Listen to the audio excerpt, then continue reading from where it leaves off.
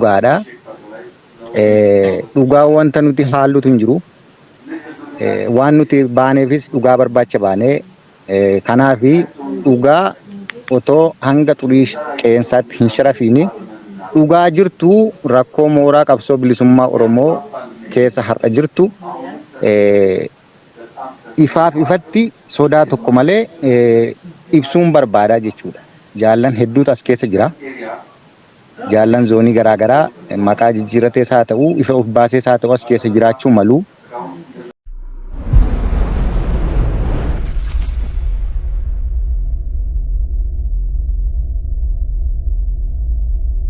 yuutuubii ardii miidiyaa neetwoorkii taaktokii fi yuutuubii irratti pilaatfoormii garaagaraa feesbuuk taaktoka dabalatee tamsa'uu kana irratti argamtan.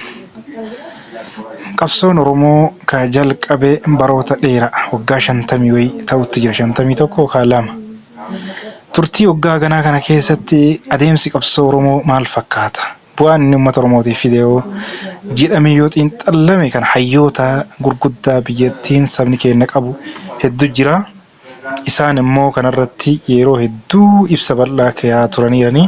Keessumaanuu Jawaar Mohammad waa'ee kanarratti ibsa guddaa yeroo hedduu kennaa tureera. Dhaabni guddaan biyya tanaaf qabsoo Oromoo keessatti gahee guddaa bahataa ture ka gurrallee itti qabu ka ormillee oonagaawii astasaasab yookiin yaada oonag jedhee ittiin uummata Oromoo ittiin rukutaa turte sirnoonni darban akka dibaawiillee akkasumallee dargiirraa kaasee addawaawii yookaan yaadig akkasumallee akkas fi kan kana fakkaatan dhiibbaa guddaa gaggeessaa turan dhaaba kanaan maqaa dhaaba adda bilisummaa Oromootiin.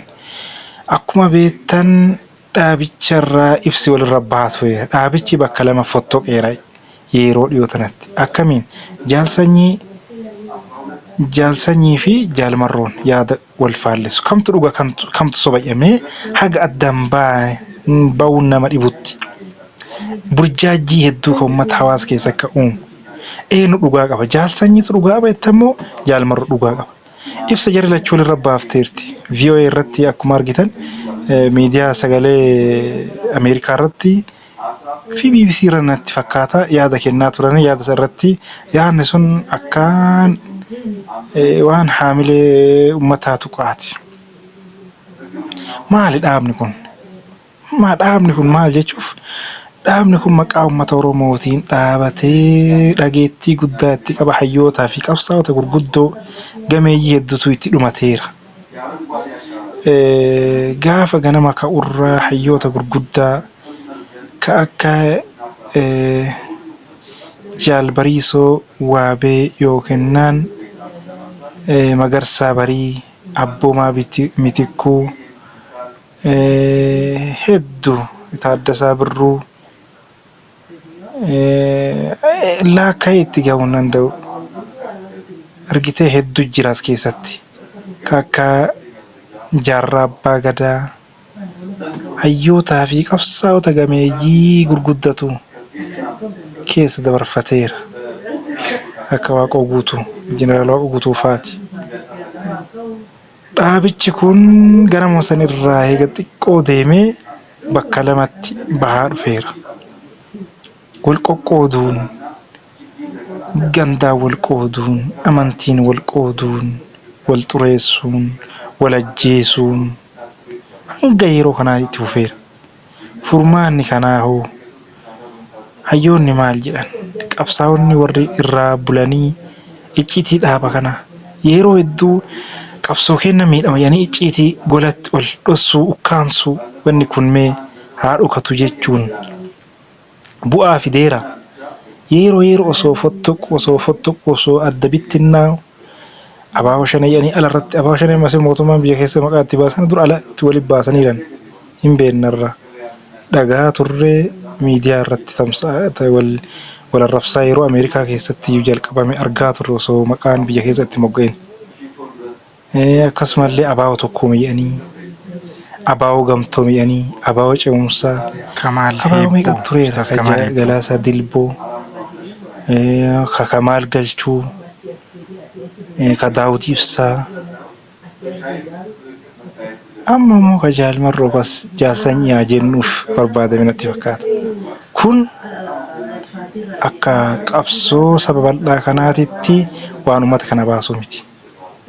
Ani gara kiyyaan yaada guddaallee irratti haasa'uu hin barbaanne, waan kanarraallee haasa'uu hin barbaanne. Wanni kun summii guddaa keessa jira. Dhiigni uummataa qabsaa'ota ijoollee Oromoo keessa jigaa turtee, wal jissaa turtee, wal fixaa turtee. Akka Ustaaz Kamaal guddaa abbaan inni isa ajjeese kan waliin beekin agarraa.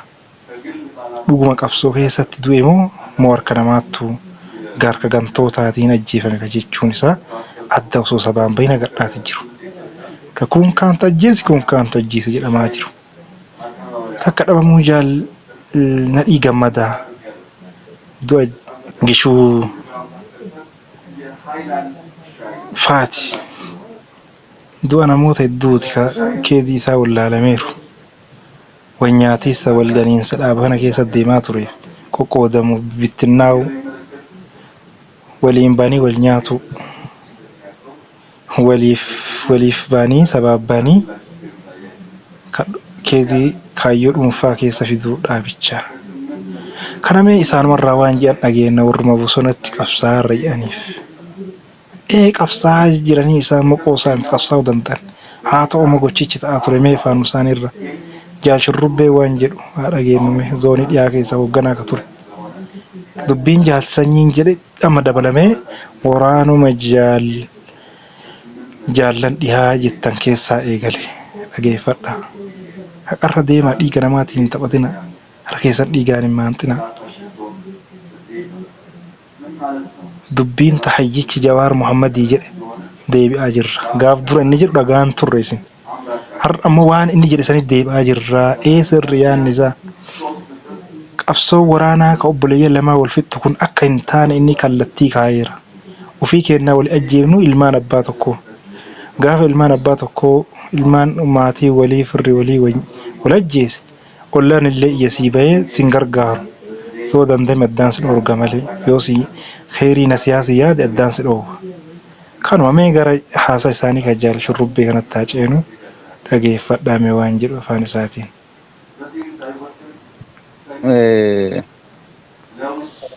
Warri zoonii gara lixaa kun jechuudha dhaggeeffachuu malu dhugaa jirtuun asirratti dubbachuu barbaada. Tarii Jaalmarroon iyyuu as keessa taa'uu danda'a yoona jechuudha. Kanaafi ani dhugaa jirtuun dubbadhaa waan argitee jaalsanyii bira taa'ee yookiin immoo waan afaan jaalsanyiitiin yaada jaalsanyiitiin haasa'uuf otoo hin taane kan inni dubbadhu dhugaa jirtuun dubbadhaa jechuudha. Dhugaan dhugaadha. Dhugaa wanta nuti haallutu hin jiru. Waan nuti baaneefis dhugaa barbaacha baanee kanaafi dhugaa otoo hanga xurii qeensaatti hin sharafiini. Dhugaa jirtu rakkoo mooraa qabsoo bilisummaa Oromoo keessa har'a jirtu ifaaf ifatti sodaa tokko malee ibsuun barbaadaa jechuudha. Jaallan hedduutu as keessa jira. Jaallan zoonii garaagaraa maqaa jijjiiratees haa ta'u ifa of baasees haa ta'u as keessa jiraachuu malu. Kanaaf jecha ani guutummaa guutuutti waan har'a dubbadhu waan dhugaa jirtu waan lafarra jirtu bukoo qabnu dubbadhaa jechuudha. Dhugaa rabbiin isinitti himaa bukoo qabnu har'a gabbaaseen dubbadha. Icciitii dhaabaa yookiin icciitii waraanaa kan jedhamu gaafa hoogganni waraana walii galaa miidiyaa irratti gad bahee waraana labse duraanis wannoonni hedduun turanii sanarratti hafee jechuudha icciitiin dhaabaa. Kanaaf jennaan wanni nuti qabsoo gaggeessinu uummata keenya keessatti afaan keenya beekuu keessatti saba keenya keessatti waan ta'eef icciitii waan dhokataan tokkollee hin jirtu. Rakkoon mooraa qabsoo bilisummaa Oromoo keessa jirtu sochiin keenyi taateen nuti gochaa oollu guyyaa guyyaatti wareegamni nuti kaffalaa oollu uummata keenya keessatti waan ta'eef wanni nuti icciitii dhoksannu tokkoyyuu hin jiru jechuudha. Rakkootu mooraa qabsoo keenya keessa bu'ee jira. Qaawwaatu mooraa dhaabaa keenya keessa bu'ee jira. Kanaaf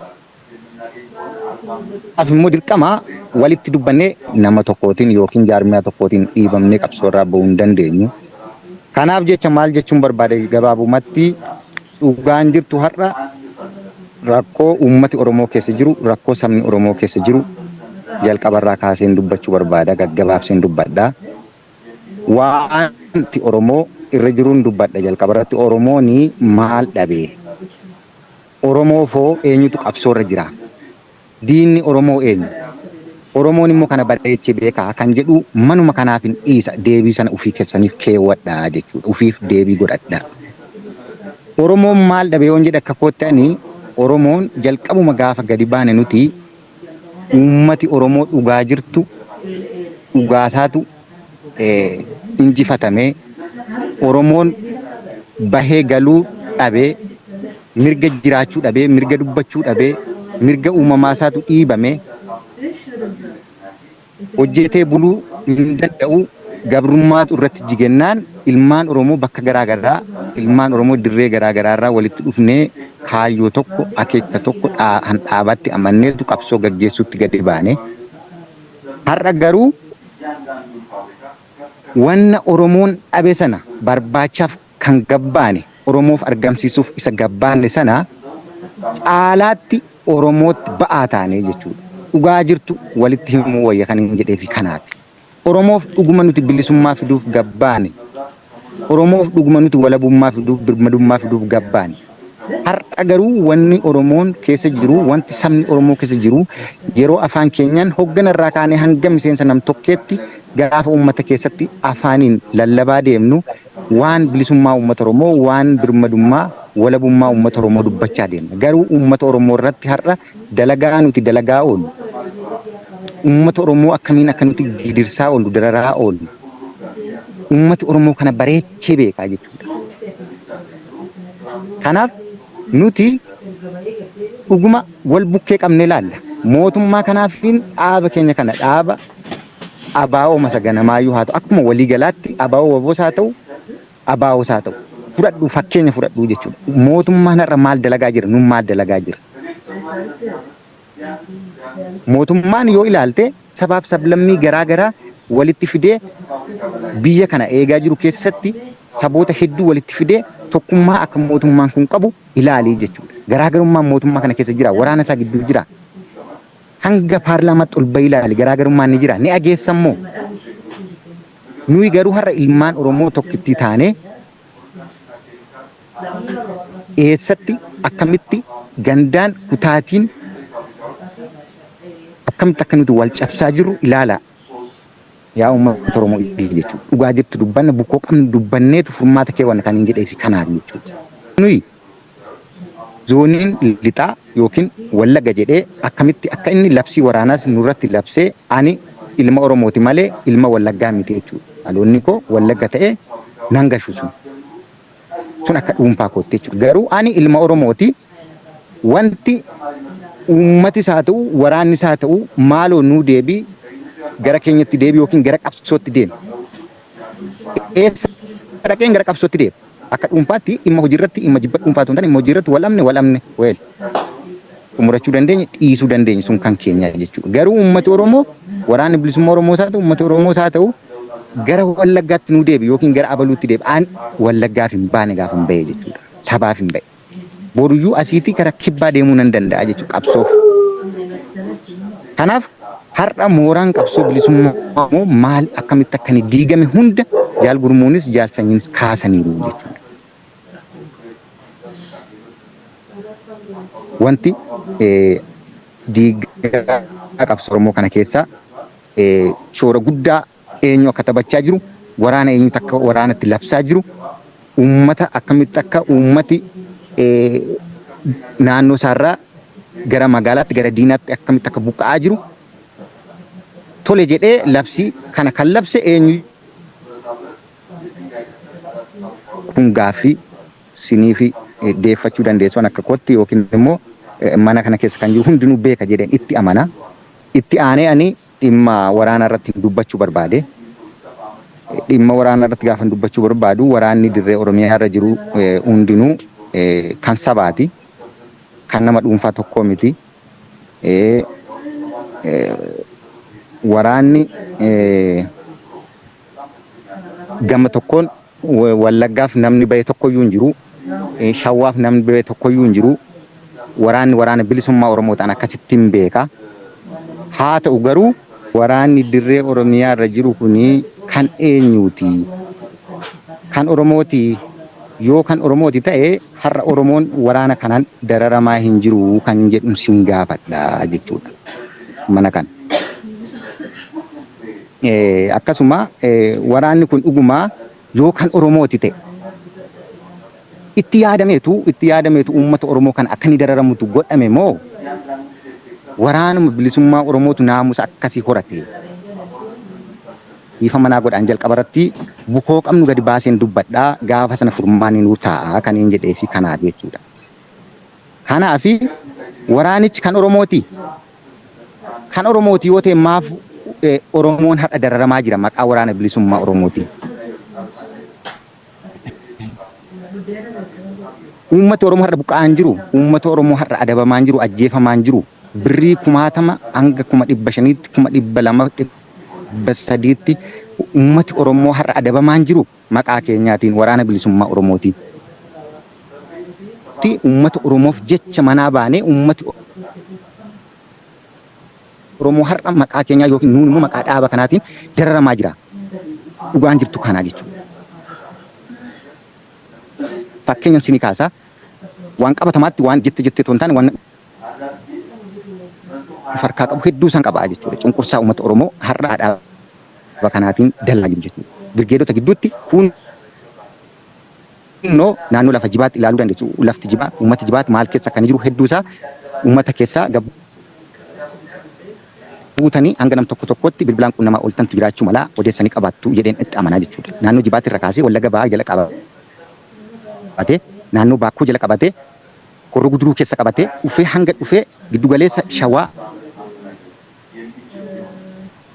Gindabara keessa akka inni jiru uummati Oromoo ofiisaaf ragaadha jechuudha.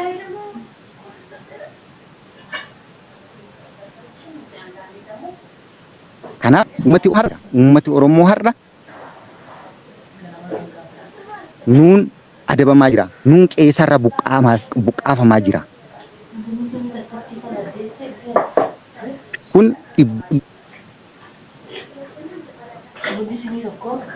Oromoon saamamaa qabeenyi isaa bittinnaahaa jira. Oromoon gara magaalaatti godhee fakkaraan inni tokko jaarmiyaan xiqqoo lakkoofsa fooyyee qabu lafa tokkorra guyyaa 2-3 gaafa dhaabbate uummata Oromoo dadhabbii akkamii akka inni dadhabu qabeenyaatiin haa ta'u bifa kamiitiin iyyuu haa ta'u uummati Oromoo dinagdee eenyu keessatti waraan keessu. Amma garuu birgeediin meeqatu giddugaleessa naannoo Gindabaratii kaasee obii jala naannessee ilfata jala naannessee dabarsee hanga kun gara kafuula kaabaa sanatti uummati maal keessa kan inni jiru kan qotate boqqolloon sa'aatii kana ga'ee boqqolloo sa'aatii kana achuma irratti otoo uummati Oromoo mana isaatti ol hin galfatiin iyyuu lafuma sanarratti iyyuu dhumee jechuudha. Uummati Oromoo gara fuulduraatti maal nyaata maal nyaachisa daa'ima isaa. Waraanichoo eenyutu labsame labsii akkamii fudhatee akka inni dhufe lolaan waraana giddugaleessaa yoo cabsuu dadhabe uummata cabsaatti jira jechuudha. Uummati guutummaa guutuutti qe'eessarraa waan nyaatu hin qabu waan ta'eef ni buqqa'a jechuudha. Saanuu nyaachuutiin iyyuu uummata Oromoo dadhabsiisuu qofa otoo hin taane uummati Oromoo cunqursaa hedduu keessa jira jechuudha. Itti yaadame gubbaa qabna jedhameetu uummati hiriira nutti ba'aa jira waan qabatamaadha. Gindabara tarramaarra jira yoo jenne hundi keessan beektu sooshaal miidiyaatiin. Jalleen maarra jira kan hundi keenya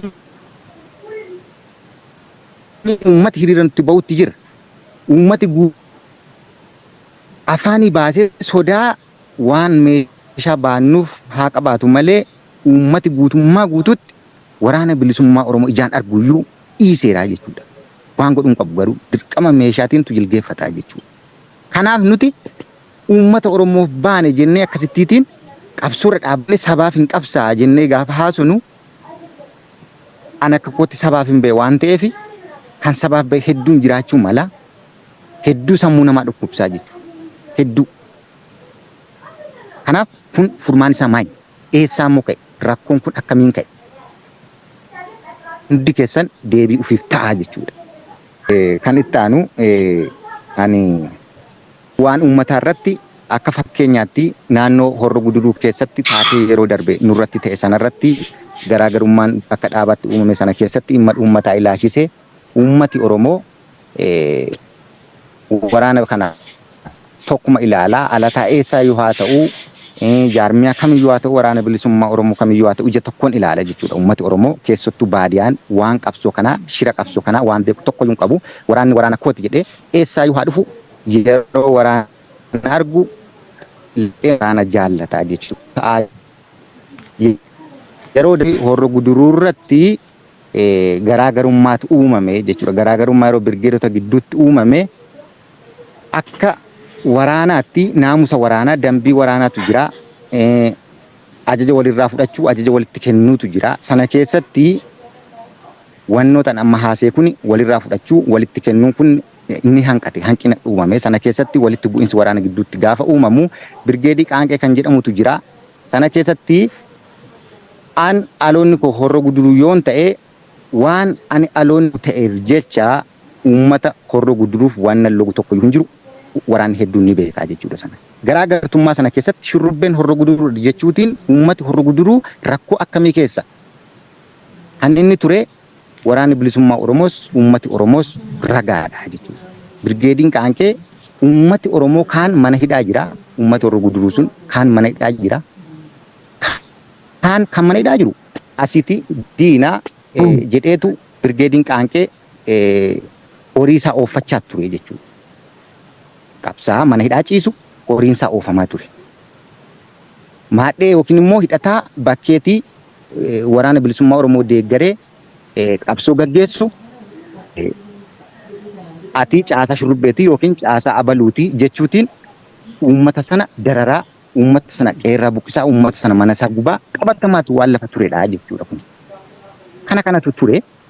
Kana keessatti uummata Oromoo hedduutu buqqa'ee gara magaalaatti gale. Har'a waan uummata Oromoo sanarratti yookiin waan Horroo Guduruu sanarratti gochaa akkasii godhameef tarkaanfii tokko waraanni bilisummaa Oromoo Horroo Guduruu keessa dhaabbachaa hin jiru jechuudha. Keessa dhaabbatee qabsoo gaggeessuutti hin jiru har'a waraanni Horroo Guduruu keessa hin jiru jechuudha. Yeroo sana gadhiifnee baane. Maaliif jennaan qaawwaatu dhaabatti uumame gaafa sana. Qaawwaan dhaabatti uumamte diinaaf immoo daandiin saaqameetu diinni bal'ifatee lafa qabate kan sana keessatti abdii murattee diinatti dacha'ee gale hedduudha. Istiraateejii akkaataa nuti itti sochoonu akkaataa nuti lollu akkaataa nuti itti bobbaan hunda waan beekuuf nu keessaatii abdii muratee gale tarsiimoo buusee fiitu lafa hunda qabatee taa'ee har'a waraanni bilisummaa Oromoo lafa sana gahuu hin dandeenye jechuudha. Hundi keessan quba qabdu waraanni bilisummaa Oromoo Horroo Guduruu seenuu hin danda'u har'a. Tasa seenuu hin danda'u jechuudha. Aarsaa hedduu gaafata yoo nan seenattes wareegama hedduu gaafata.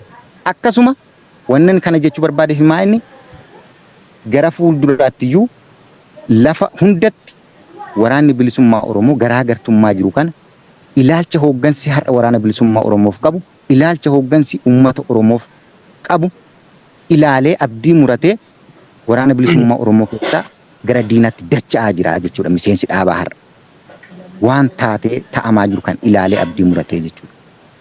Kanaaf qabsoon waraana bilisummaa Oromoo yaaddessuutti iyyuu deemaatti jira. Gara nu yaaddessuutti iyyuu deemaatti jira. Nutoo wal cabsina. Nutoo wal dararra. Nutoo dirreerraa wal himna. Akkamitti qabsoon Oromoo galma geessi. Uummati Oromoo abdii akkamiimmoo nurraa qaba kanarratti. Tokkummaadha wanti hunda kan cabsu tokkummaan qabna. Ka tokkummaa cabsu hooggansa waan qabatamaa waan lafa jirudha jechuudha. Har'a hooggansi yoo dhugaa jirtu dubbanne hooggansi nuti hooggana keenya jennee keewwannee jirru miseensarraa kaasee kun hanga qondaaltota gurguddootti gochaan akkamii akka waraana bilisummaa Oromoo irratti qondaaltota irrattis miseensa irrattis gaggeeffamaa oolu hedduun keenya icciitiin tokko waan hin jirreef hedduun keenya beennaa jechuudha. Qondaalli lakkoofsaan hedduu ta'an har'a qabsoo irraa akkamitti qabsoo dirree irraa akkamitti akka dhiibamaa jiru miseensi kichuu akka dirree irratti akkamitti akka lubbuun ishee bahaa jirtu waan hundumasaa waraanni bilisummaa Oromoo kana hundiyyuu beekaa jechuudha. Garuu waan manaa bahee fi waan beekuuftu obsee garaamatti qabatee taa'aa qabsoo gaggeessaa jechuudha. Kanaaf nuti har'a hooggansa waraana bilisummaa Oromoo har'a jiru kana waan argitee akka maleekaa wayitti yookiin immoo akka rabbi wayi gabbuusetti Ayyee dhiiroo akka argitan kana dubbiin akkana ta'eera. Mammaakaa maal jedhanii kataa'uu daakkaan daawwii jedhan. Daakkaa jechuun dur yeroo harkaan daakamu jechuu meeshaa ittiin daakamu saniin kataa'uu daakkaan daawwii jechuun bashannanaa hin daawwataa ittiin booraa jechuu. Garuu namni gaafa kana wanni mammaakeef qaamni tokko humni tokko gareen tokko gaafa qabsoo bilisummaatiif bahu waan tokko galmaan gaa jedhee gaafa bahu bu'aa bayii baay'ee jira, kufaati jira, milkii jira, kun beekama. Haa ta'u immoo haala kanaan furmaanni hin dhufa. Biyya ollaa keenyaa Eertiraan qabsoo akkana fakkaatu qabsooftee biyya mataa ofii ijaaratte. Qabsoomaan kaayyoon adda bilisummaa Oromoo illee inni guddaan biyya of dandeette biyya walabaa uumuudha waan ta'eef lammiilee Eertiraadhaan tana ilaaltan mootummaa diktaatirii ta'e abbaa irree abbaan tokkochi aangoo qabatee irra taa'u taatee ukkaamsamtee addunyaa muluurraa namni tokkochi ukkaamsee diktaatiriitti ta'ee akkasii hoogganaara jechuudha Isaayyaas Afwerqii. Kanaafuu qabsoon keenyallee osoo har'ayyuu achi hin gahin maal jedhama mammaaka tokkoon jibicha korma ta'u haadarra beekanii jedhama mammaakaan. Kanaaf waan dhaabichi hooggansi qabsoo kanaa galmisaa asuma ta'e inni akkana nu mul'ataa jira. Akka diktaatirii ta'uuf deemamaaru har'arraa mul'ata. Maaf jennaan kunoo dhiyaa keessatti akka amma afaan isaanii irraa dubbataaran ofii isaaniitti wal ajjeesuun argameera. Walganuun argameera. Dhugaan keessa bahaa jira jechuudha. Kanaaf yoo qajeeltan qajeelaa gara sirrikkoottaa waan dhugaarra deemaa dhiiga waliin jissinaa. Kun salphina ofii qabsoo obbaanii gaara keessa wal fixuun waaqarallee dhaabni kun durirraa ittiin hamatamaa ture waan ta'eef. Kutaan gandaan amantiin wal qoodanii gaara keessa bosona keessa dhiiga walii jissuu waan beekame. Yoo ta'es dhaabni dambii kan sirreeffatee nama ganiinsa maqaa wal xureessuu kana jira jechuudha.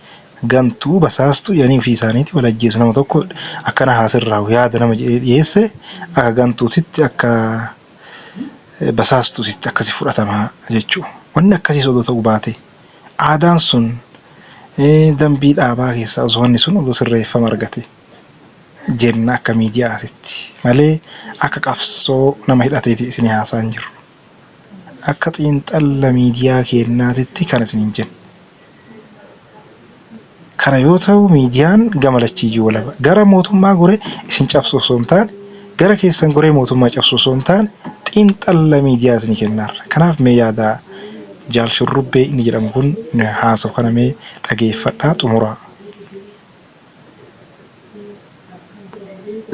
Oromoo sirna jedhee yookiin immoo namoonni qabsoo kana diiguu barbaadan uummata Oromoo yeroo inni jedhu na hubadhaa. Uummata Oromoo keessa hedduutu kan qabsoo kana diiguuf tattaafatu hedduutu jira. Uummata Oromoon bal'aan garuu qabsoon kun akka isheen galma geessu barbaada. Warreen sabaatiin gandaan kutaan nu qoodan hedduu isaaniitu jiru. Warri suni hooggansa waliigalaa kanaa sirna godhanii yeroo baay'ee bocuu jechuudha. Sirni uummata Oromooti malee sirni nam tokko miti. Kanaaf iyyuu ta'ennaan Ayyee asirrammee sirni nam tokkoo fi sirna dhaabaa sirna saba fayyadu jechuu isaa dhiifamee an xiqquma yaadoo isinirraa kenna asitti isiniif dabala. Wanni jedhu furmaanni soolishiiniin uummata kanaaf qabsoo uummata kanaallee saba kanaallee ka ta'uu qabu. Walqoqqooddaan baay'atte dhaabataan jirtu. Jaarraa tokko guutuu deemaara. Jaarraa tokko deemuu luucaara. Kanaafuu Sisteemni gadaa ka warri amma isin baranne manni baranne sisteema nu hojjechuu uumuu hin danda'in gadaa sisteemiin lafa kaa'itu jira. Maal gadaa sisteemii? Gadaa sisteemii keessatti sirna gadaa keessatti luba 5 yookaan gadaa 5 yookaan paartii 5 qaba. Kanaafuu dhaabichi kun waan adda isin dhaabni kun hadhaan tanatti humna hidhatee lolaaru malee humna biraatii miti. Humni hidhatee lolaaru humna siyaasaa gaggeessuu, seera baasuu, riphee lolaan kana hin danda'u beekna. Haa ta'u ammoo osoo sadarkaa seera baasuu dambii baasuu iyyuu osoo ga'e riphee lolammaan kun diktaatirummaaf deemaa malee dimokiraasii uumuuf deemaa kan jirre hin mul'ataa jechuu yaadaan. Garuu furmaata akka ta'u uummata kanaaf nagaa. Waraanni kun gara nagaatitti deebi'u, nagaa filatu, nagaaf dursa kennu. Ammoo furmaata akka ta'u jennee yaadnu akka miidiyaatitti luuccatee qaamni dhuunfaa tokko bichaan paartiin tokko bichaan uumee ka biyya tana Oromiyaa tana qabatu osoo uumuun ta'in kapaa garaagarummaa hedduu qabaatu. Akka paartii hedduu barbaachisa dhaaba kana jalattu. Paartii akkamii? Ka akka Ameerikaan amma gadaa sirna gadaa irraa dhaaltee yookaan fudhattee ittiin deemaa jirtu kan. Marti yoo barbaadan maqaa wallaggummaatiin maqaa wayii kennadhaa dhaabadha. Arsiinis, Booranni, Gujiinis, Shawaanis, Wallos, Harargeenis hundisaa haa kaatu walitti daddabalamee 5 haa taa'u. 5 kun daangaa hoggaa kaamee hoggaa filannoon chaansii yookaan carraa lama argatu. Akkas gadaa bakka Ameerikaa irraa fudhatan akka Ameerikaan itti jirtu kun waan gadaa irraa fudhatame waan ta'eef. Hoggaa 4 carraa filatamu. Ammas hoggaa 4 carraa filatamu. Hoggaa 4 san bulchee yookaan kufu taate achumaan karaa gadhiisu. Hoggaa 4 dabalate gadaa tokkocha hoggaa 8 bulchaa jechuudha. Kana yoon ta'in diktaatarii uumu abbaa irree uumu waan ta'eef furmaatichi garaagarummaa abbootaa kennu.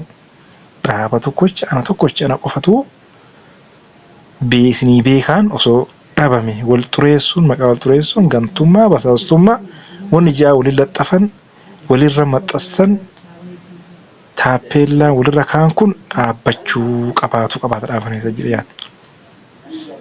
Kun isin hima irra deebi'e ammas mootummaa deeggaruu miti. Gara mootummaa guree dhaabicha kana cabsuu miti. Gara dhaabichaa guree ammoo mootummaa cabsuu miti. Miidiyaan carraa mirga walaba ta'ee haasa'uu qaba waan ta'eef yaada bilisaati nama sammuun isaa dimokiraasiitti amanu nama diktaatirummaan sammuu isaa keessa hin jirreef kun yaada bilisaa gabayaa bilisaatti dhiyaata. Kanaaf yaada isaa ka adda kutee itti fufaa dhageeffadha hanga xumuraatti. Waliigalaa kunni waan hundi egaa dhugaa rabbiin isinitti hima waan hundi isuma harkaa jira. Waan isa fakkaatu ijaarrate waan isa deeggaruu qabu qofa faana qabsoo gaggeessaa waan isaaf ta'e qofa ajaja buufata waan isa mormu qondaala isa mormu miseensa isa mormu dhabamsiisaa deemaa jechuudha. Kun immoo qabsoon keenya akkamiin galma geessire. Fakkeenyaan isinii kaasa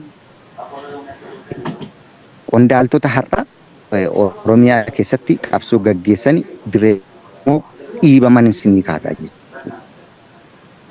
Warra lubbuun jiran. Fakkeenyaaf jaalsanyii fudhadhu. Jaalsanyiin har'a jaalsanyii jala qondaaltota meeqatu jira? Waraana meeqatu jira? Jaalsanyiin dirreerraa akkamitti akka dhiibamaa jiru laala. Qondaalli tokko immoo har'a akka dhaabaatti mee dhiisaa akka mootummaatti qondaalli tokko gatii akkamii akka isheen qabdu hundi keenya beeknaa jechuudha. Qondaalli waraanaa yookiin immoo qondaalli mootummaa har'a Itoophiyaa bulchuu kana keessatti yookiin mootummootuma kam keessatti iyyuu qondaalli tokko gatii akkamii akka isheen qabdu hundi keenya inuma beeknaa jechuudha. Nu keessattuu har'a qondaalli kumaatamaantu dirreerraa dhiibamaa jira. Oromoorra darbeeyyuu gaanfa Afrikaaf kan ta'an gaanfa Afrikaaf addunyaaf kan bu'aa buusuu danda'an bulchiinsaatiin, lolchiisuutiin, waraana ijaaruutiin. Kun hooggansuma har'a abbaa waboo jedhamee sirna jedhamee ittiin akkasittiin lallabamaa jiru kuni qondaaltota kumaatama dirreerraa dhiibaa jira jechuudha. Jaal Sanyii fakkeenya fudhadhaa. Jaal Moosisaa Jiddaa fakkeenya fudhadhaa. Waraana guddaatu har'a jala jira. Zoonii lixaatiin dhiibamee bakkee jira jechuudha. Faqadaa Abdiisaa fudhadhaa fakkeenyaaf akka dhuunfaatti Jaal Marroo faana wal dhibdee qaburraan ala wal dhibdee Jaal Marroo faana isaan qaban ni beennaa jechuudha. Nuti bareechinee ni beenna nuti. Garuu qabsoo uummata Oromoo irraa faqadaan hanga xurii qeensa tokko hin sharafnee jechuudha. Dirree marraa har'a waliin dhaabbachaa jirra. Waraanni lixa jirus, waraanni giddugaleessa jirus, waraanni fuula faqadaa jirus, waraanni gama hedduu jiru dirree Oromiyaa irra jira. Gantuu jechuu hin dandeenyu, abbaan barbaade gantuu jechuu danda'a. Gantuun kan mooraa diinaa keessa taa'ee yookiin immoo qaama mootummaa keessa ifa ifatti kan taa'ee hojjetu diina jennaa jechuudha. Kanaaf faqadaan diina miti. Jaal Marroo faana akka dhuunfaatti wal dhabanii jechuudha. Jaal Yaaddessaa fudhadhu. Jaal Yaaddessaa warra keessa jiru humna waraanaatti irra jira akka fakkeenyaatti. Qondaala namni kun jechuudha. Gaggeessaa waraanaati. Jaal Guutuu lixa jiru fudhadhu akka fakkeenyaatti. Gaggeessaa waraanaati innis. Achi keessattis ana fudhadhu jechuudha. Anis gaggeessuma waraanaan ture. Ibsaa Gimbii kan jedhamu Jaal Ibsaa Gimbii kan jedhamu aloon isaa Gimbiidha jechuudha. Gaggeessaa waraanaa ture. Hedduudha jechuudha jaarran haadha lubbuutiin jiran kun. Qondaaltonni akkasii egaa qondaaltonni har'a gaanfa Afrikaaf bu'aa buusuu danda'an uummata Oromoo irra darbasanii Jaal Marrootiin dirreerraa dhiibamanii qabsoon uummata Oromoo umurii mashee guutuu achumee waggoota 50 waggoota meeqa lakkoofsiseera abaawoon erga qabsoo hidhannoo gaggeessutti ka'ee jechuun afaanumaan seenaa lakkaa'uun qabsootti gudunfaan goonu taanaan mee nuti rakkoon keenya maayinni jenna. Kana akkamitti uummata Oromoo dammaqee rakkoo kanaaf dubbattee furmaata kaawwachuu qondaaltonni har'a dhaaba jala jiran immoo dubbatee dhiibbaa godhee waan kanaaf furmaata kaawwatee zooniin hedduun zooniin garaagaraa ni jira. Rakkoo kanaaf furmaata maan ta'in qaawwaa dhaabaa maan duuchiin qondaaltonni har'a lafa garaagaraa jiran. Jaal Marroon qondaaltota hanga kana ga'u, miseensa hanga kana ga'u, warra lubbuutiin dhabaman lubbuutiin har'a nu gidduu hin jirre karaa akka qabsoo bahee akka wareegamaaf bahee otoo hin taane harka dhaabaatiin qondaaltotas haa ta'u, miseensota jajjaboos haa ta'u, qabsoo kana keessatti lubbuu isaanii maqaa dhaabaatiin lubbuu isaanii dhaban hin kaasu jechuudha har'a. Hedduu isaanii uf harkaan qaban. Jaallan hedduun zoonii garaagaraa jirtan hundinuu ni beektu jechuudha. Garuu dhimma warra har'a lubbuutiin jiranii qabsoo dirreerraatti dhiibamanii immoo gabrummaa uummata Oromoo irratti baraan baraan umurii keenya guutummaa achumee nu taasisuu gudunfaa qabsoo uummata Oromootti gochuu dadhabuun ishee kanarratti hundaa'ee jechuudha. Jaal Marroon qondaaltota garaagaraa qabsoo warra isa mormanii warra isa mari'atanii lakki Jaal Marroo wanti kun hin ta'u akkasitti hin imalu yookiin akkasitti nuun tarkaanfachiisuu hin danda'u akkasitti wayya jedhamee gaafa ati mormii hojii yookiin mormii qabsoo gaafatti gaggeessitu qabsoorraatii si dhiibaa dirree qabsoorraatii si baasaa deemee immoo nyaaphummaatti si farrajaa nyaaphummaatti si maxxansaatu qabsoorraa ala si gochaa deemaa jira jechuudha. Kanatu nu mudachaa jira. Fakkeenyaaf waan Jaal Sanyiin sii kaasaa waan Jaal Sanyii har'a yeroo ammaa kanarratti kan inni Jaal Sanyiin nyaapha yookiin zooniin giddugaleessaa nyaapha kan jedhamu kuni waggoota 2-3 duraa jechuudha wal dhibdeen jiru. Wal dhibdeen jiru gurmuun sila kaaseera. Wal dhibdee Jaal Sanyii fi zoonii lixaa gidduu jiru wanna sila jaal gurmuun tuqe kora lixatti waamame sanaa waraana Finfinneetii gadi qabu zoonii lixaatti barbaaduu sana ibsa irratti waliif kennan sana keessatti sagalee sana mootummaan uf harkaatii qaba. Sanarratti waraana guutummaa guutuutti kaasee fiduu hin danda'u. Madootu jira, mooraa leenjiitu jira. Kanaaf jecha waraana barbaachisu yookiin qondaaltota barbaachisan qabadhee dhufa. jedhee gaafa inni mariif dhiyeessu guutummaa guutuutti biloo godhee gara kanatti naannessee wal dhibdeen sun akkasittiin har'a geessee rakkoo kana immoo ni xumurraatti gara xumuraatti erga finnee booda rakkuma dhalaa deemteetu akkasittiin jaal sanyii har'a nyaaphummatti farrajameetu akkasittiin har'a geesse jechuudha. Kanaaf guutummaa guututti ani waan nan jedhu barbaadu rakkoon har'a Oromiyaa irratti uummata Oromoo keessatti saba Oromoo irratti gahaa jiru rakkoo guddoodha. Rakkoo kana immoo wanti furmaata ta'u qondaaltonni waraana bilisummaa Oromoo zoonii garaagaraa jiran waan kana gattaa'anii irratti dubbatanii furmaata kaa'anii qaama yakka qabu jaal marroo yoo ta'us seera waan jedhan jira. Ayyee kanarratti furmaata walii kaa'aa jennaa akka dilii keessanii ta'a carraa keessanii wanni uummanni isinii godhu yoo isin sirrooftanii jettan uummanni keessan garri isin fiduun qabu. Ajaa'anii quba ofii muranii gatanii jetti Oromummaa kaan quba ofii kana ajaa'anii yoo madaa'ee ka tortoree foolii dha'u taate ajaa'anii quba ofii muranii gatanii jedhan. Akka kana jabaadhaa kaadhaaf qindeeffannee waa'ee kanarratti gariin sodaatee gariin shakkee maal jedhee garaan micciree miidiyaa kana gadiin ba'uu didee taa'ara malee hawaasicha keessa dhimmi kun gungumamaa ture. Keessumaanuu dhuga jaal sanyiin gabbahee ibsa kennee fi jaal marroonis ibsachii walirra kennee dubbichi baay'ee uummata keessa gaggaragalee hedduun namaa miidiyaa gadiin hin baane malee dubbiin akkasan fakkaatti. Kana jedha asirrumatti nagaatti xumuree.